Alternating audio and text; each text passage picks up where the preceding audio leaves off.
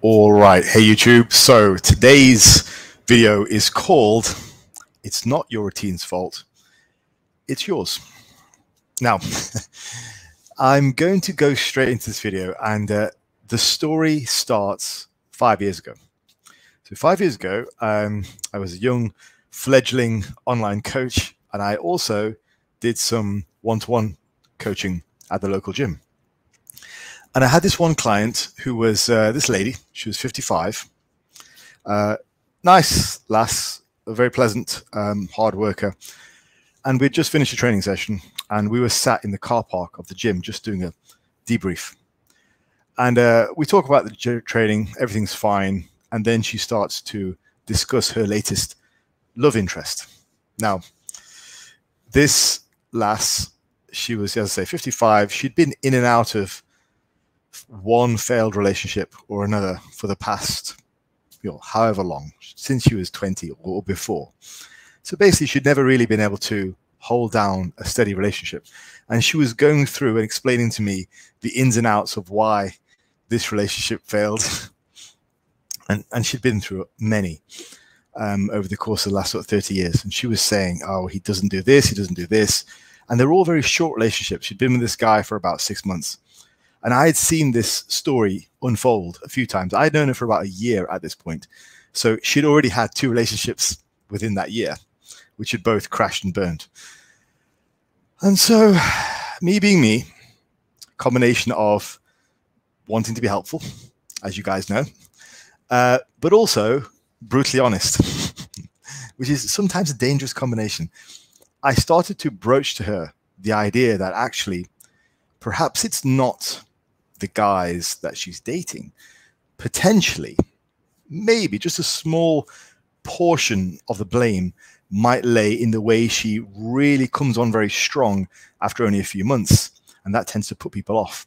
Because after 3 months, she's inviting these guys to move in and get engaged, blah, blah, blah. She moves things along very fast. And it's just not reciprocal. So these guys tend to freak out, understandably, because they're not really on the same wavelength. I think the heart of it is a lack of communication and understanding. So I began to express this to her. Didn't go down very well. Did not go down very well. But anyway, I learned a valuable lesson that day.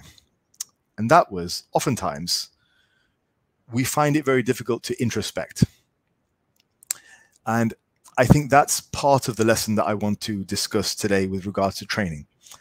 And a lot of the times when we're looking for external factors which might influence whether we're gaining or not, like, do we have the exact right combination of sets and reps?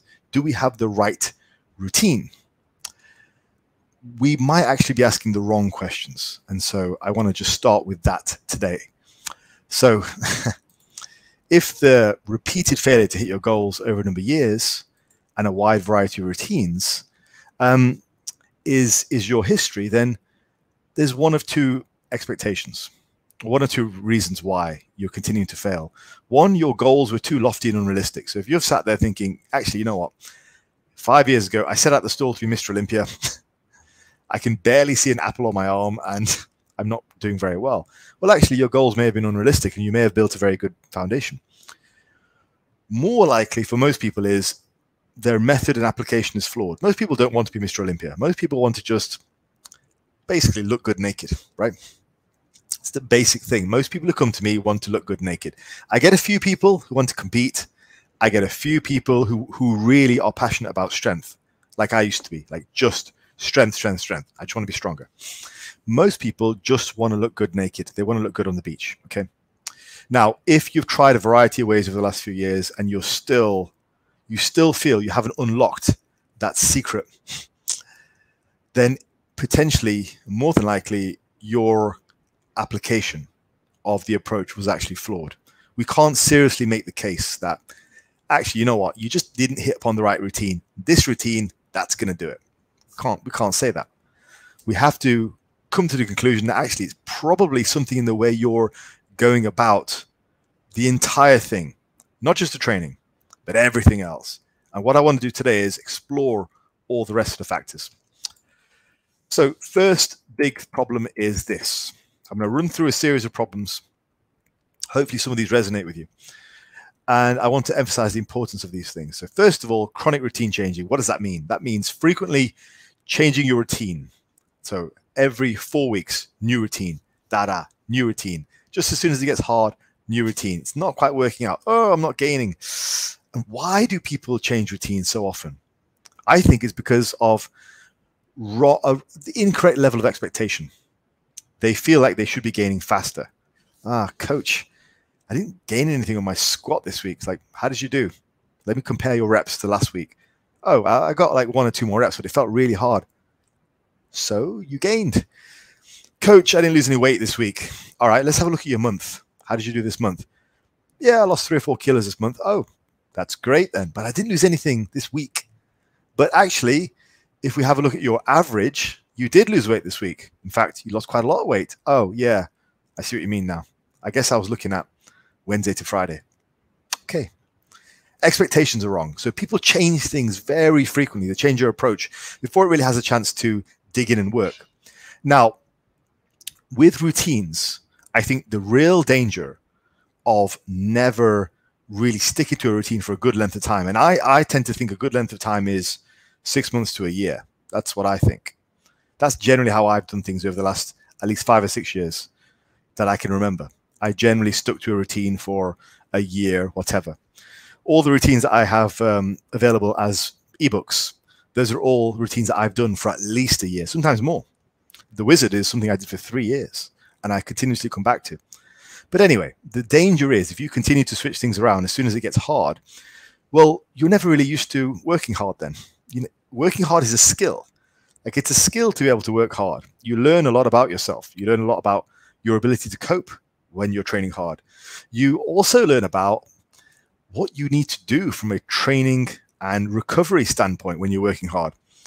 Because if you're not consistently spending the majority of the time in a gaining zone, then everything I say on YouTube about, this is how much calories you need, this is how much sleep you need, it's all theoretical, because you don't need that much because you're never working hard. So if you constantly get to the hard part of the routine, and that's where you think, oh, I've stopped progressing. Actually, maybe you haven't stopped progressing. Maybe you're just not used to working this hard. So the analogy I give is this. It's kind of like driving on a motorway. Okay. Now everyone else is going 70 miles per hour. Some people are going faster. Okay. But you're nervous. You're new. And every time you hit 70 miles an hour, you kind of just freak out. This is weird. The car starts shaking. It's everything's moving like really fast. You look to the side, the trees are going really fast. You just start freaking out. You're like, I'm not used to this. And there's no one in the car with you to tell you, look, this is normal. It's supposed to feel like this. Look, everyone else around you is also doing the same thing. So you just freak out. You go, oh, I can't handle this. You go to the side of the road. And so you calm yourself, you steady yourself like, yes, that's what I've got to do. Got to go to the side of the road. Now, this time I'm going to start again, and I'm going to go in the slow lane because I was in the middle lane last time. I'll go in the slow lane. Okay, you start up again. This will fix it. This will fix it. I'll be fine. So you go in the slow lane. Okay, this is the lane I'm in. All right, this is good. And then you hit it, and you go and you hit 70 again. You go, oh, God, it's happening again. I'm freaking out. Right, I've got to pull over again. You pull over again. And then you steady yourself, you relax. Then you spy the fast lane. Yeah, you know what? Maybe I'll just go in the fast lane. Maybe I'll just go for it this time. That's the answer.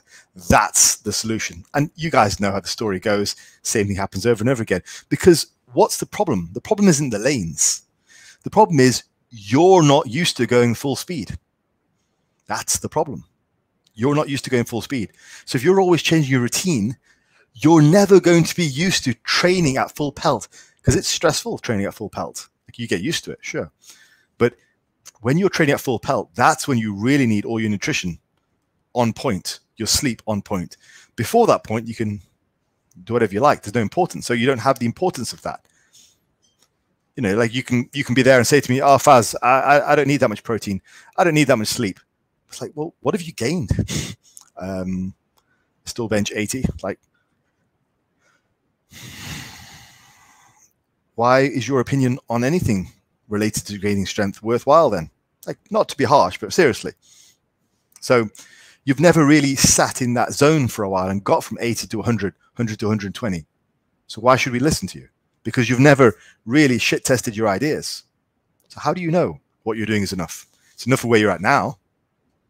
Yeah, Faz, I've been on the keto diet for 5 years. I bent 70 kilos for 3 sets of 5. Trust me, this is the key. Okay. And that's not to blame the keto diet in itself. I'm just trying to say there's a knowledge gap because it's not been tested in the field. So if you're constantly chronic routine changing, the other danger is not only do you not make progress, you don't really know anything. And you can't tell me you do because you can't prove it. All right, next up, the perma bulker. So you've never been lean. You've never been lean. These guys constantly blowing their diets and never really committing to getting fully lean. So they're always kind of like just on a diet. Okay. I think the issue here is the perma bulker is always about sort of 20 to 30 pounds over the dead zone where it's kind of good to make gains. I think most people are most coaches would agree that staying between about 10 to 20% body fat is probably reasonable for a nice place to stay year round. 10 to 20, 12 to 18, something like that. If you're getting way above that and you're staying there and you have been there for a few years and you've not really made any particular strides at getting lower, you're not going to gain that well. You're just not. It's not a particularly healthy place for the body to be. That's for starters. And so that, and also you're never really getting a great deal of runway to gain weight. Gaining weight is very anabolic. It's very good for your strength. But if you're constantly just 30 to 40 pounds over heavy or too heavy, for a range of physical and I also think psychological reasons, you're just never really going to get the physique you desire. So perma bulker, not a great thing. Okay, don't be that guy. Don't be that guy in the gym who thinks he lifts quite heavy, but he's just quite a bulky, doesn't have a good physique, never takes his top off, but just kind of prides himself on how much he can lift. Like, well, that's cool for you, and it's great for a Wednesday afternoon in the gym, but what does it actually mean? Not much. What were your original goals? Your original goals were to go to the gym, to look like you work out, to derive some joy from that, to improve your health. And now, what you have as a result is you have an Instagram video showing a dumbbell bench you did on a Wednesday afternoon for the lads. Not the same, is it? Okay, next up. The skinny main gainer. Yes, I said it. Main gaining. You want to gain, but you never do. And you're too skinny. I know a guy, my local city, known him for 7 years. He hasn't gained a pound. He's always pretty lean. He's one of those really lean guys, constantly lean, got abs, but not much else. He's about 11 stone, 10 stone, something like that. And he's pretty lean. He's shredded. But he hasn't gained a pound. And let's face it, a shredded 11 stone, it's still 11 stone. Not particularly much. So the constantly skinny guys, at least that's okay. At least they somewhat look maybe all right on the beach. You know, they'll probably be quite healthy. But if the goal is to gain some weight, then that's no good. The other part of this is people overly use mini cuts to stay lean. I've seen this time and time again. As soon as they gain a bit of fat, they just freak out. Ah, got a mini cut. Got to get back to the abs. And this constant fear of being fat. Like, I'm not saying you should be fat, but what I am saying is you should learn how to do a proper bulk and be in that bulking zone for a good long time. You don't want to just maintain your skinniness just for the sake of it. Next up, not training for your goals. This is something I'm seeing more and more, and I don't know why. Because people just need to be honest with themselves. And I'm just going to say this outright, up front. If you want to train for aesthetics, and if you want to train for strength, there is no shame in either of those goals. Okay? There's no shame in either of those goals. Neither one of them is better than the other. There is no moralistic value above soft strength over hypertrophy. Nothing. So if all you ever wanted was to look like you could squat 400 pounds, and you don't really care about squatting 400 pounds, then train for hypertrophy. I think this is a really common thing that happens. People will get sort of really excited about strength training, but they're not really after the strength, they're after the physique. And I had a local guy around here send me some, he was an ex-client, he sent me some pictures, and he's still in good shape. I taught him well. And he said that he's enjoying some functional training right now. And I remember thinking to myself, like, why? I mean, he sent me some updated progress photos of him. So he obviously admires physique. He obviously prioritizes physique. But then he said, I'm enjoying functional training. It made no sense. Functional for what? As far as I know, he has a day job. He has a desk job. He sits at a desk all day. So what do you need to be functional for? The desk. Bodybuilding is the most functional thing for life. You're moving every single body part through its fullest range of motion. Bodybuilding is the most functional endeavor in my mind because it's the most even balanced training of the muscle. Functional training is just a bit weird. It's just sort of like people pretending to be athletes. I don't like it. I never have. So I didn't really know what to say to him, but it's just weird that people prioritize their physiques, but then they want to train functionally. It makes no sense. If all you're interested in is mostly getting more muscular, understand you'll get a bit stronger as a byproduct. You'll be stronger than the average person. But just be honest with yourself. Train for muscle. There's nothing wrong with that. Train for aesthetics. There's nothing wrong with that at all. Now, if you do mold your training so you are training for aesthetics, you can likely fit in some more useful volume because you might not be crushing yourself every week with sets of 3 on the squat or singles on the whatever else. Like, you can fit in more useful volume with less joint stress, more systemic recovery, fit in a more broader range of exercises to enhance your physique correctly, which is what you want, right? So just be honest with yourself and train for your goal. So, solutions. Solutions. You haven't made it work so far. It's been 5 years, it's been 3 years, it's been 10 years, it's been 20 years. Like in the case of my of the unfortunate story at the beginning of this video, maybe it's been 35 years and you've been failing over and over again. Perhaps an external eye at this point would help. Some accountability. Accountability is very, very important because you know when you have that voice in your head which says, that routine, I saw that routine online. I really think I'm going to gain better with that routine. Then you have to actually say to your coach, actually, coach, you know what? Kind of think I want to try this routine. And your coach is like, no, stick to what you're doing. It's been 5 days. Or you might not even get to telling your coach because you'll just think, oh, you know what, I'm being silly. So accountability helps, okay, because it keeps you on track. Or let's say, for example, you're on a diet plan, a flexible diet plan, but you think it's a Thursday afternoon and you think, you know what, I quite fancy a pizza. And I read in an article online, that eating more often, eating this is good for me because I need to be kind to myself. Okay, I need to be kind to myself because flexible dieting, Faz, flexible dieting is a thing. Okay, Faz, like, let me just explain this, Faz, right? I need this pizza, Faz, like flexible dieting. I need to be kind to myself, right? This dude online, this chick online said, I need to be kind to myself, Faz, so I need this pizza.